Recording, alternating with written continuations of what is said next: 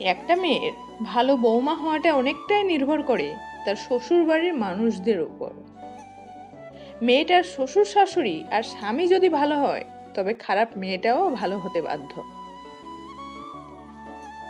আবার মেয়েটার শ্বশুর শাশুড়ি স্বামী যদি ভালো না হয়, তবে ভালো মেয়েটাও অনেক সময় খারাপ বৌমা হতে বাধ্য হয়ে যায়।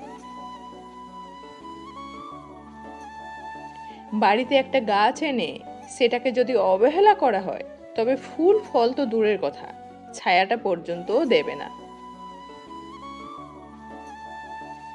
আবার সেই গাছটিকে অবহেলা না করে যদি ভালোবেসে পরিচর্যা করেন, নিয়মিত জল দেন, তাহলে সেই গাছটি ছায়ার সাথে সাথে ফুল ফলও দেবে।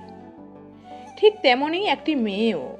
মেয়েরা হয় আদর যত্নের পাগল, ভালোবাসার পাগল। একটু আদর দিন, যত্ন করুন, ভালোবাসুন, সম্মান দিন। আপনাদের বাড়িটিকে আপন করতে দিন, একটু সময় দিন।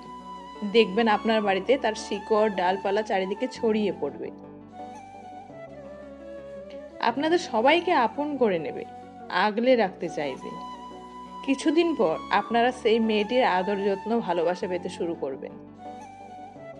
চাইতে হবে না এই কাজ করো সেই কাজ করো, বলতে হবে না, নিজে থেকেই করবে। দায়িত্ব চাপিয়ে দেবেন না, দায়িত্ব নেওয়ার সময় দিন।